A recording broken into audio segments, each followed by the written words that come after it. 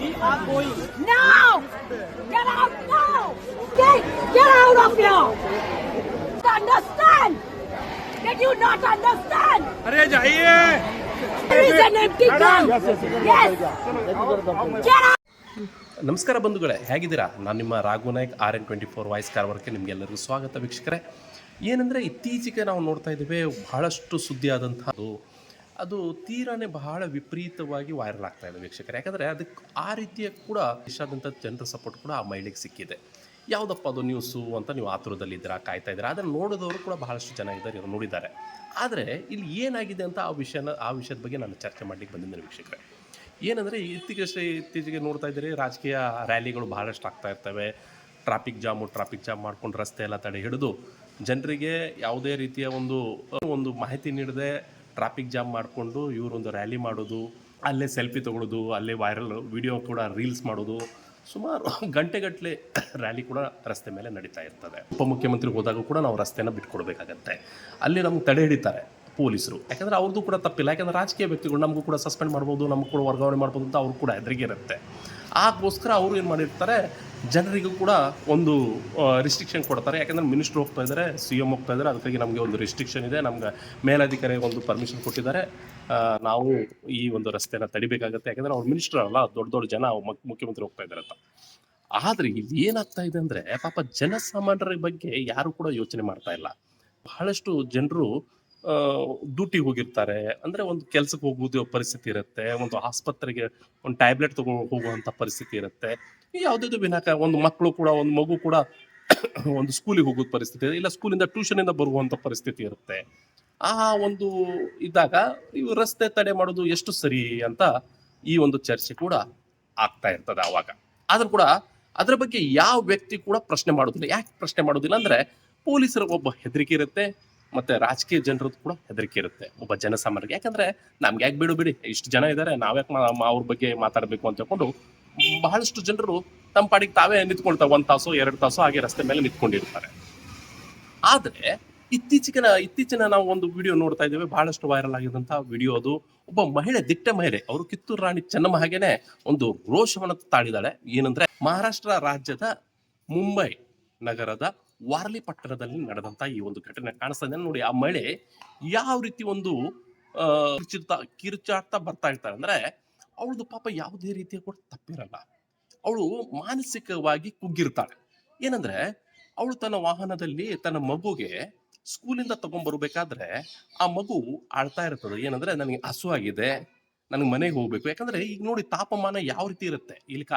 ನಮ್ಮ ಈ ದೇಶದಲ್ಲಿ ಎಷ್ಟು ತಾಪಮಾನ, ಎಷ್ಟು ಬಿಸಿಲು, 45 ಡಿಗ್ರಿ ಸೆಲ್ಸಿಯಸ್, 48 ಡಿಗ್ರಿ ಸೆಲ್ಸಿಯಸ್ದಲ್ಲಿ ನಾವು ರಸ್ತೆ ಮೇಲೆ 2 ಗಂಟೆ ನಿಂತ ನಮ್ಗೆ ಪರಿಸ್ಥಿತಿ ಏನಾಗ್ಬೋದು ನೀವು ಹೇಳಿ. ಅದೇ ಅವಳು ತನ್ನ ಮಗು ಹಸುವಾಗಿದೆ ಅಂತ ಹೇಳಿದಾಗ, ಸಿಕ್ಕಾಪಟ್ಟೆ ಬಿಸಿಲಲ್ಲಿ ಪಾಪ ಮಗು ಕುಂತಿರ್ತದೆ ವಾಹನದಲ್ಲಿ. ಅವಾಗ ತಾಯಿ ಹೇಳ್ತಾರೆ, ಅಮ್ಮ ನೋಡು, ನನಗೆ ಹಸು ಆಗ್ತದೆ, ನೀರಡಿಕೆ ಮತ್ತೆ ಹೊಟ್ಟೆ ಕೂಡ ಹಸು ಆಗ್ತದೆ, ಮನೆಗೆ ಹೋಗುವ ಅಂತ ಹೇಳಿದ್ರೆ, ಇಲ್ಲಿ ನೋಡಿದ್ರೆ 1 ಗಂಟೆ ಆಯ್ತು, 1.5 ಗಂಟೆ ಆಯ್ತು. ನೋಡ್ತಾಳೆ, ಅವಳು ಎತ್ಕೊಂಡು ನೋಡ್ತಾಳೆ, ಯಾರಪ್ಪ ಇದು ರಸ್ತೆ ಇಷ್ಟು ತಡೆದಿದ್ದಾರೆ, ಯಾರು ಕೂಡ ಮಾತಾಡಲ್ಲ. ಯಾಕೆ? ಪಾಪ ಪೊಲೀಸರ ಹೆದರಿಕೆ ಇರುತ್ತೆ. ಈ ಮಹಿಳೆ ಏನ್ ಮಾಡಿದಾಳೆ, ನೇರವಾಗಿ ತನ್ನ ವಾಹನದ ಇಳಿದು ಬರ್ತಾಳೆ, ಯಾರಿದ್ದಾರೆ ನೋಡ್ತಾಳೆ. ಪೊಲೀಸರು, ಆ ಮಿನಿಸ್ಟರ್, ಬಹಳಷ್ಟು ಪತ್ರಿಕಾ ಮಿತ್ರರು ಎಲ್ಲರೂ ಇರ್ತಾರೆ. ಆ ಮಿನಿಸ್ಟರ್ಗೆ ಬಾಡಿಗಾರ್ಡ್ ಇರ್ತಾರೆ, ಮತ್ತೆ ಮಹಿಳಾ ಜನಸಂಖ್ಯೆ ವಿಪರೀತವಾಗಿ ಇರುತ್ತೆ. ಆದ್ರೂ ಕೂಡ ಯಾರದೇ ಕೂಡ ಲೆಕ್ಕಿಸಿದೆ ಅವಳು ನೇರವಾಗಿ ಜನರ ಪರವಾಗಿ ಮಾತಾಡ್ತಾಳೆ. ಮಿನಿಸ್ಟರ್ ಕೈ ಸನ್ನೆ ಮಾಡಿಕೊಂಡು ಹೇಳ್ತಾಳೆ, ಗೆಟ್ ಔಟ್ ಫಾರ್ಮ್ ಹಿಯರ್ ಅಂತ ಹೇಳ್ಕೊಂಡು ನೇರವಾಗಿ ಹೇಳ್ಬಿಡ್ತಾಳೆ ಮಿನಿಸ್ಟರ್ಗೆ. ಮಿನಿಸ್ಟರ್ ಎಕ್ದಮ್ ಆಗ್ಬಿಡ್ತಾರೆ. ಯಾಕಂದ್ರೆ ಇಷ್ಟು ಜನಸಂಖ್ಯೆ ಇದ್ದಾಗ, ಇಷ್ಟು ಪೊಲೀಸ್ ಅಧಿಕಾರಿ ಇದ್ದಾಗ, ಇಷ್ಟು ಪತ್ರಿಕಾ ಮಿತ್ರರು ನಂಗೆ ನೇರವಾಗಿ ಮಾತಾಡಿದಾಳಲ್ಲ ಇವಳು ಮಹಿಳೆ ಅಂತ ಎಕ್ದಮ್ ನೋಡ್ತಾಳೆ. ನೋಡಿದ್ರೆ ಇವ್ರು ಹೇಳ್ತಾಳೆ, ಏನಂದ್ರೆ, ನಿಮ್ಗೆ ಕೆಲಸ ಏನಿಲ್ವಾ? ಯಾಕಂದ್ರೆ ರಸ್ತೆ ನೀವು ಮಾಡಿ ಹೋರಾಟ ಮಾಡ್ಲಿಕ್ಕೆ ಎಲ್ಲರಿಗೂ ಮಾಡೋದು, ಆದ್ರೆ ರಸ್ತೆ ತಡೆ ಮಾಡ್ಕೊಂಡು ಹೋರಾಟ ಮಾಡ್ಲಿಕ್ಕೆ ನಿಮ್ಗೆ ಯಾರು ಅಧಿಕಾರ ಕೊಟ್ಟವರು? ಯಾಕೆ ಈ ರೀತಿ ಮಾಡಿದಿರಿ ಅಂತ ಹೇಳ್ಕೊಂಡು ಸಿಕ್ಕಾಪಟ್ಟೆ ಮಿನಿಸ್ಟ್ರಿಗೂ ಮತ್ತೆ ಅಲ್ಲಿ ಇದ್ದಂತ ಪೊಲೀಸ್ ಅಧಿಕಾರಿಗೂ, ಎಲ್ಲ ಪೊಲೀಸರಿಗೂ ಕೂಡ ಬೈಲಿಕ್ಕೆ ಸ್ಟಾರ್ಟ್ ಮಾಡ್ತಾಳೆ. ಅವಾಗ ಏನಾಗತ್ತೆ ಅಂದ್ರೆ, ಅವಳು ಏನ್ ಪದೇ ಹೇಳ್ತಾಳೆ, ಮಾಡಿ ಅದ್ರ ಪಾರ್ಕಲ್ಲಿ ಮಾಡಿ, ಎಲ್ಲೋ ಒಂದು ಯಾರು ಜನಸಂಖ್ಯೆ ಇಲ್ಲದ ಆ ಸ್ಥಳದಲ್ಲಿ ಮಾಡಿ ಒಂದು 10-15 ನಿಮಿಷ ರಸ್ತೆ ತಡೆ ಮಾಡಿ, ಬೇಜಾರಿಲ್ಲ. 2 ಗಂಟೆ ರಸ್ತೆ ತಡೆ ಮಾಡ್ತೀರಾ? ಇವತ್ತು ನೋಡಿ ಎಷ್ಟು ಜನ ನಿಂತ್ಕೊಂಡಿದ್ದಾರೆ ನೋಡಿ, ಯಾವ ರೀತಿ ಟ್ರಾಫಿಕ್ ಜಾಮ್ ಮಾಡಿದ್ದಾರೆ, 2 ಗಂಟೆ ಟ್ರಾಫಿಕ್ ಜಾಮ್ ಮಾಡಿದ್ದಾರೆ ಅಂತ ಹೇಳ್ಕೊಂಡು ನೇರವಾಗಿ ಸಿಕ್ಕಾಪಟ್ಟೆ ಮಿನಿಸ್ಟರ್ನ ಬೈತಾಳೆ. ಮತ್ತು ಗಿರೀಶ್ ಮಹಾಜನ್ ಅವರು ಬಹಳಷ್ಟು ಸಲ ಸಚಿವರು ಮತ್ತೆ ಶಾಸಕರಾದಂಥ ಹಿರಿಯ ಒಬ್ಬ ಸಚಿವ ಅವರು.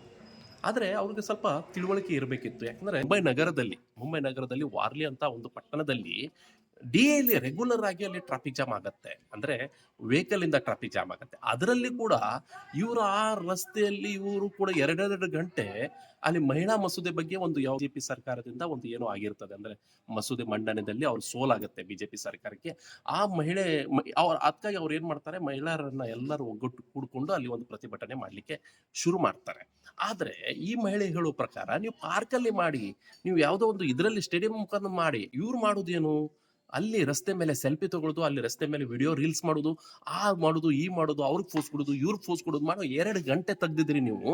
ಗೆಟ್ ಲಾಸ್ಟ್ ಅಂತ ಹೇಳ್ಕೊಂಡು ಎಲ್ಲರಿಗೂ ಕೂಡ ಬೈತಾಳೆ. ಇಲ್ಲಿಂದ ಈಗ ಜಾಗ ಖಾಲಿ ಮಾಡಿ ಅಂತ ಹೇಳ್ಕೊಂಡು ಅವಳು ಸಿಕ್ಕಾಪಟ್ಟೆ ಅವರನ್ನ ಬೈತಾ. ಪೊಲೀಸರು ಏನ್ ಮಾಡ್ತಾರೆ, ನಿಧಾನವಾಗಿ ಬಂದ್ಕೊಂಡು ಸ್ವಲ್ಪ ಟ್ರಾಫಿಕ್ ಜಾಮ್ ಅನ್ನ ನಿಧಾನವಾಗಿ ಬಿಡ್ಲಿಕ್ಕೆ ಸ್ಟಾರ್ಟ್ ಮಾಡ್ತಾರೆ. ಅದ ನಂತರ ಮಿನಿಸ್ಟ್ರು ಒಂದು ಪ್ರತಿಕ್ರಿಯೆಯನ್ನ ಕೊಡ್ತಾರೆ. ಇವಳು ಈ ರೀತಿ ಏಕವಚನದಿಂದ ಮಾತಾಡಿದ್ದು ನಮ್ಗೆ ಸರಿ ಕಾಣಲಿಲ್ಲ ಅಂತ ಹೇಳ್ಕೊಂಡು ಮಿನಿಸ್ಟ್ರು ಅಲ್ಲೇ ಕೂಡ ಒಂದು ಪ್ರತಿಕ್ರಿಯೆಯನ್ನ ಕೊಡ್ತಾರೆ. ಆದ್ರೆ ನಾನು ಅವಳಿಗೆ ಸಾರಿ ಅಂತ ಕೇಳ್ತೇನೆ, ನಾನು ಕ್ಷಮೆ ಮಾಡು ಅಂತ ಹೇಳ್ಕೊಂಡು ಹೇಳ್ತೇನೆ. ಆದ್ರೆ ಆ ರೀತಿ ಅವಳು ಬೈಬಾರ್ದಿತ್ತು ಅಂತ ಹೇಳ್ಕೊಂಡು ಅದು ನೋಡಿ ಸ್ವಾಮಿ, ನೀವು ಬೈದ್ರನೆ ನಿಮ್ಗೆ ಒಂದು ಬುದ್ಧಿ ಬರುತ್ತೆ. ಯಾಕಂದ್ರೆ ಆ ಮಹಿಳೆ ಬಂದ್ಕೊಂಡು ಸರ್ ಸಾರಿ ಸರ್, ನಿಮ್ ಕೈ ಮುಗೀತು ಸರ್, ನನ್ನ ಮಗು ಅಳ್ತಾ ಇದೆ, ನನ್ನ ಮಗು ಪಾಪ ಅಲ್ಲಿ ರಸ್ತೆ ಮೇಲೆ ನೀರು ಕೊಡಿ, ಹಸುವಾಗಿದೆ ಅಂತ ಹೇಳ್ಕೊಂಡು ಹೇಳ್ತಾರೆ. ಸರ್ ಬಿಟ್ಬಿಡಿ ಸರ್, ನಮ್ಮ ಟ್ರಾಫಿಕ್ ಜಾಮ್ ಬಿಟ್ಬಿಡಿ ಸರ್, ನಿಮ್ದು ಒಂದು ಹೋರಾಟ ಏನಿದೆ, ಪ್ರತಿಭಟನೆ ಏನಿದೆ ಸ್ವಲ್ಪ ಆ ಕಡೆ ಮಾಡಿ ಸರ್, ಇದು ರಸ್ತೆ ತಡಿ ಮಾಡಬೇಡಿ ಅಂತ ಹೇಳ್ಕೊಂಡು ಇವಳು ಈ ಮಹಿಳೆ ಕಾಲ್ ಬಿದ್ದು ಕೇಳಿದ್ರೆ ಬಿಡ್ತಿದ್ರ?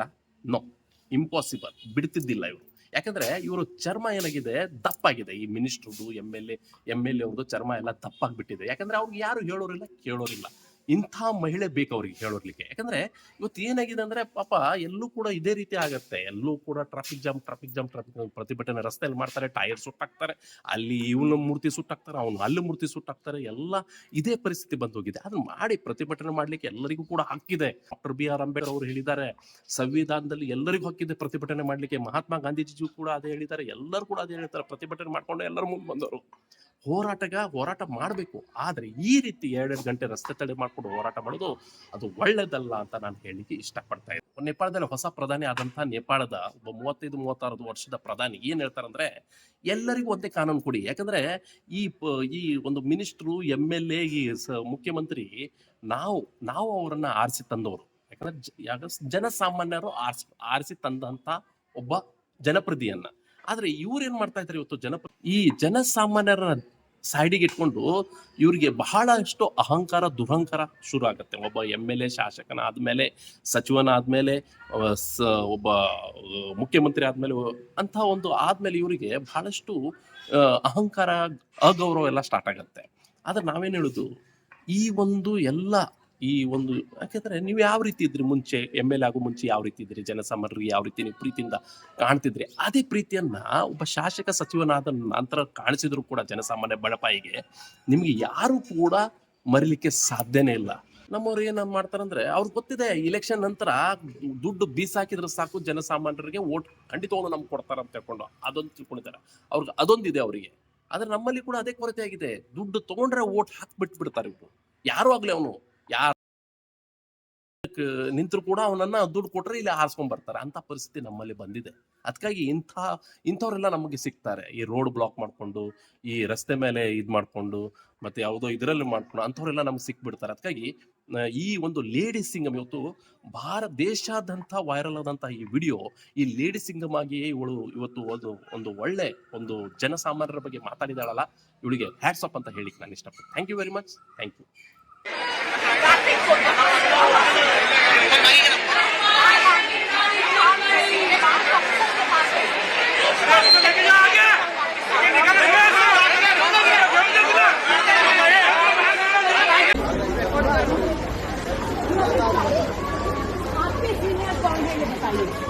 यहाँ पर इंचार्ज कौन है बॉस?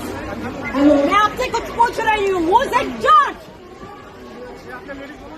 अरे मेरे मला कशाला धक्का मारताय तुम्ही? No, I've been beating.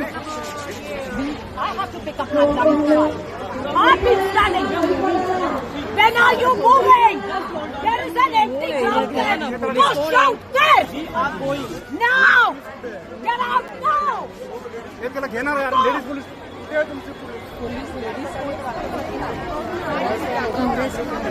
Okay, get out of here!